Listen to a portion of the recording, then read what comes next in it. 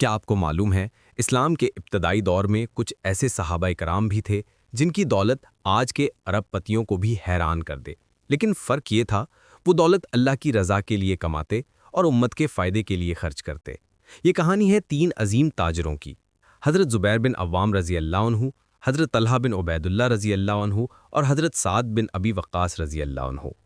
ایمان، اخلاص اور تجارت، یہ تینوں چیزیں جب اکٹھی ہو جائیں تو نتیجہ بنتا ہے برکت، نہ کہ صرف دولت۔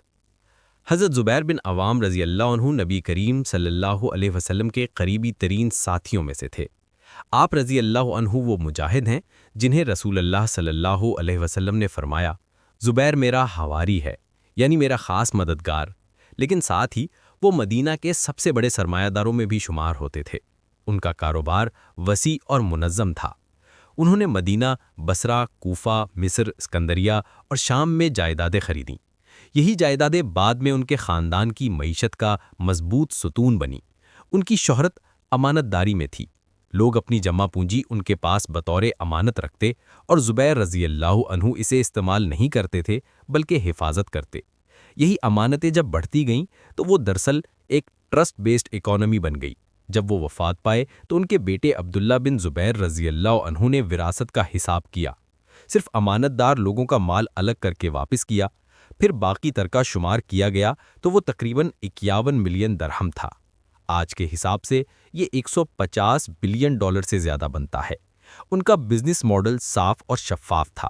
زمینوں میں سرمایہ کاری، اعتماد پر مبنی مالی نظام، زراعت اور تجارت دونوں میں توازن۔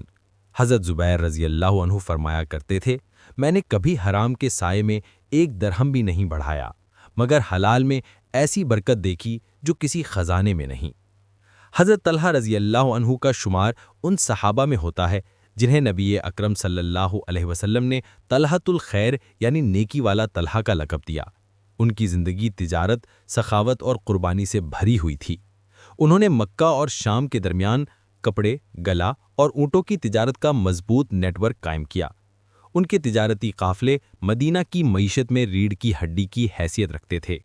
ایک دن مدینہ کے لوگ حیران رہ گئے جب 700 اونٹوں کا قافلہ سامان سے لد کر مدینہ داخل ہوا۔ کسی نے کہا، یہ تو طلحہ رضی اللہ عنہ کا قافلہ ہے، آج تو ان کا دن ہے۔ مگر طلحہ رضی اللہ عنہ نے وہ سارا سامان اللہ کی راہ میں صدقہ کر دیا۔ مدینہ کے گھروں میں اس دن خوشی اور روشنی پھیل گئی۔ تاریخی روایات کے مطابق ان کی کل دولت 30 ملین درہم کے قریب تھی، یعنی آج کے دور میں تقریباً 80 بلین ڈالر۔ ان کے بزنس ماڈل میں 3 خاص اصول تھے: نیٹ ورکنگ اینڈ ٹرسٹ، مختلف شہروں میں شریک کار، سوشل ری انویسٹمنٹ، نفع کا بڑا حصہ صدقہ، کنٹینیوس سرکولیشن آف ویلتھ، دولت رکی نہیں چلی۔ حضرت علی رضی اللہ عنہ فرمایا کرتے تھے، طلحہ کا دل سخیوں کا سردار تھا، وہ دولت جمع نہیں کرتے تھے، تقسیم کرتے تھے۔ حضرت سعد رضی اللہ عنہ اسلام کے پہلے تیر انداز اور فاتح ایران ہیں۔ ان کی زندگی کا خاص پہلو تھا سیاست، سپہ سالاری اور تجارت کا حسین امتزاج۔ ان کا کاروبار زیادہ تر اسلحہ سازی، گھوڑوں اور زراعت پر مبنی تھا۔ انہوں نے مدینہ، کوفہ اور بصرہ میں کاروباری مراکز بنائے جہاں سے تجارتی قافلے یمن، شام اور ایران تک جاتے تھے۔ جب وہ بیمار ہوئے تو کسی نے کہا، اے سعد، تم نے بہت مال کمایا۔ تو مسکرائے اور فرمایا، میں نے مال برکت کے لیے مانگا تھا، دولت کے لیے نہیں۔ اللہ نے دونوں دے دیے۔ ان کے ترکے میں شامل تھا کئی زرعی زمینیں، تجارت کے مراکز، نقد مال تقریباً 2,50,000 درہم، جو آج کے حساب سے 20 بلین ڈالر کے برابر بنتا ہے۔ ان کا بزنس ماڈل نہایت متوازن تھا: جنگی ساز و سامان کی تجارت، ڈیفنس سپلائی بزنس، زراعت اور مویشی بانی، صدقہ اور خدمت خلق کا لازمی حصہ۔ حضرت زبیر، طلحہ اور سعد یہ تینوں ہمیں یاد دلاتے ہیں کہ اسلام دولت سے نہیں ڈرتا بلکہ اسے ذریعہ خیر بناتا ہے۔ دولت جب نیت کے تابع ہو تو عبادت بن جاتی ہے۔ یہ لوگ امانت داری، نرمی اور شکر گزاری کے ساتھ کماتے تھے اور اسی لیے ان کے مال میں برکت تھی، غرور نہیں۔